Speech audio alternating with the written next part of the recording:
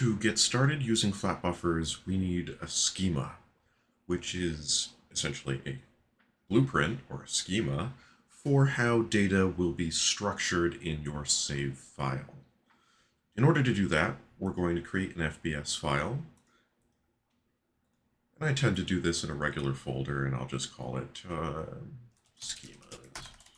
Schemas. Words are trouble these days. And you should have downloaded the FlatBuffers tool for the editor. That should be indicated by you being able to right-click in the Project Assets window and have this UnityFbs here. So when we're looking at schemas, we need to create a new file. You could create this as a C# script. I'm actually just going to go into the folder itself here. If I show an Explorer, I'm going to go into the schemas folder. Here, I'll just bring this over here. We're going to create a text document, and I'm going to call this transform save schema .fbs. Now, this is still a text file. It's pretty ordinary, but this .fbs means that it can be read by the FlatBuffers tool. If we open this, it's just going to be a blank, flat text file with absolutely nothing in it. And I'll just close this schema window here. And you can see that this saved into our schemas. So when you're starting your save schema, you need to think about the information that you want to save. I'm going to assume that you already have this plan. My advice to you generally is to save as little as possible. In single player, you want these files to be small. FlatBuffers files are usually pretty small. They're pretty quick. But especially with something like multiplayer, if you want to transmit this data, it needs to be tiny. And one of the reasons that I'm using FlatBuffers is that I need it to be fast. And 40 times faster than JSON, there's some advantages there. So when we're looking at a schema file, we are not anything like either the JavaScript or the C# that you've been working with so far. We're just going to start with a namespace, and that'll be the name of your game. So whatever the name of your game is, so my game title here, we'll call it, I don't know, I've been working on Teleball for some time. We'll call it namespace Teleball. Why not? Now for your game, you'll probably want to save a whole bunch of different types of information. And this information can take multiple forms. You could be saving floats. You could be saving strings. You could be saving any sort of data that you can think of. Characters. You could be saving, I don't know, your saves. There's so many different types of games, there's so many different types of saves.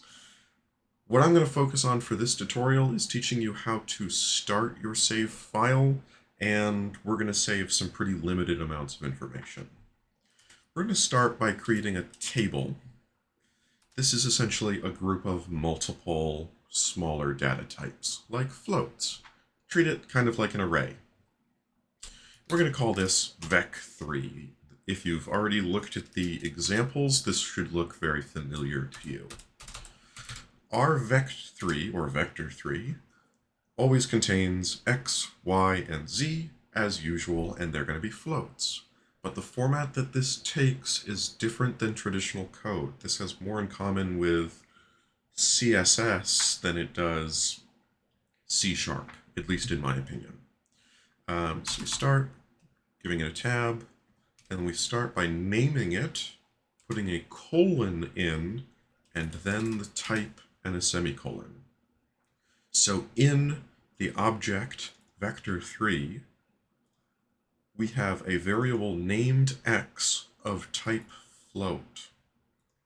This might look a little weird to you if you're usually familiar with something like C#, where you're writing public float x equals some number. This is not that. So do pay attention that the name comes first, data type after. So we'll have X, Y, and Z here. This is a standard vector3. It has an x, y, and z. They're all floats. You can save other types of information as well. You can have tables of tables. So we can have a table called transform. You might not want to name it actually the same name as something in C# that's a restricted type. Transform is already reserved by C#. You might not want to use transform here, so I'm going to call it object transform. That seems better to me. And we would have something like position, which is of type vector3. We would have rotation, also type vector3, and we have scale of type vector3. So object transform, the table, contains 9 variables because they contain vector3s, which each in turn have 3 in and of themselves. So we have 3 sets of 3. We can continue building on this if we want to.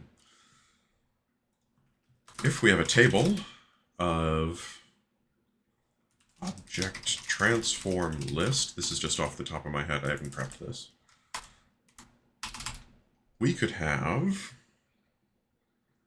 transforms, which is an array of object transform. This could be useful. If we wanted to include something else, we could have string, or I did it again. We could have name string so that we can name the object. Forgot a semicolon here. It's always name, colon, type, semicolon. So we have a table which contains an array of object transforms, which are a series of vector3s, which are a series of floats. You can see how we're slowly building objects from smallest to largest, and it must be done in this exact order. If you're getting errors, you may have done this in the wrong order. Vector3 must be defined first because object transform depends on it. If we have a list of object transform down in object transform list, we need object transforms to be defined. The same is true when you're writing this code. We're going to build objects up. Let's see what else we can do here. Do I have any other examples? Nah, this will do. And you can add more than this, and you can certainly have different data types. You can even have normal, non-tabled variables in here. I tend to just put everything in tables so that I can have nice, neat structures. So at this point, we'll be able to have a list of objects and their names. The largest object that is in your schema here is going to be your root type. We're going to call that object transform list. This makes sure that your schema knows what the biggest thing that it needs to make is. And when you are outputting this to your save file, you're outputting your root type. Now go through right now, take a look at your needs, and try to define a schema from smallest to largest. This can always be modified later, and pause the video, do what you need to do, and come back in a second. Hopefully you've done that. In order to make your schema file, we have our transform save schema.fbs, this file that we were just working on here. I'm going to right click on it, go to UnityFbs, again this depends on having the package, and we need to generate a C# definition. Unfortunately, it doesn't know where flatc was downloaded. You need to take a look at the documentation here, download flatc, and put it in an appropriate location. Once you've done that, you'll be able to have this function properly, and I'll show you that in just a second. Okay, so hopefully you followed the link in the description and downloaded the flatc compiler. When you've downloaded that compiler, make sure it's of an appropriate type. And I've downloaded it over here, and I'm just going to put this into compilers and Windows. Because I'm on Windows, I downloaded the Windows version of the compiler. Just follow the instructions on the GitHub page that's linked in the description if you're having any trouble. Then what you need to do is click on the flatc compiler that you've downloaded and set as flatc compiler file. That will let FlatBuffers know that that's the compiler that you want to use.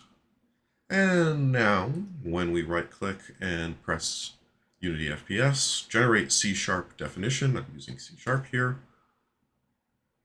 Oh, it generated, it's failed. flatc executable not found. What happened? I moved my flatc file. Hold on. Set as flatc compiler file. If you get any other errors, there is a quick start guide. It's pretty good. Use it if you need to. I'll link it in the description as well. We'll go back to schemas. Whenever you move your flatc compiler, you'll have to set the path again, like I just had to do. We'll generate that C# definition and click on this file here to take a look. This is pretty readable considering, but this is also automatically generated. Don't change this. Don't touch it. You don't need to. But you can kind of see what's going on here. For each table that we've generated, it has generated its own C# file that denotes how each object is constructed. Now that we have this transform save schema, we can use this to save and load data, which is going to be the next 2 videos. So stick with it and we'll keep getting to work.